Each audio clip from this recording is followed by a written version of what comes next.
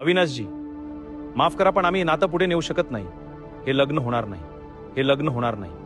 चूक मानपानाची नाही अविनाशजी, चूक संस्कारांची आहे. मी मागील 2 महिन्यात अनेकदा तुमच्या घरी न सांगता आलो. मी शिवानीच्या पदव्या पाहिल्या, तिचं सौंदर्य पाहिलं, पण जे दिसलं नाही ते म्हणजे संवेदनशीलता.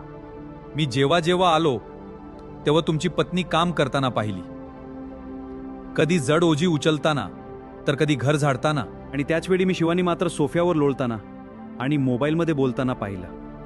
तिला एकदाही वाटलं नाही की आपल्या आईला मदत करावी. विनाशजी, मला माझ्या घरासाठी शोकेसमध्ये ठेवायला एखादी सजावटीची बाहुली नको आहे. मला अशी सून हवी आहे जी नात्यांचं ओझं पेलू शकेल.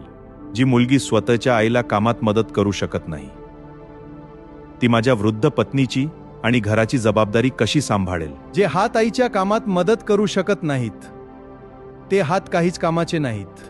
ते आमचं घर कसं सांभाळणार. माफ करा पण तुमची मुलगी अजून माणूस म्हणून अपूर्ण आहे. बाबा, काय झालं?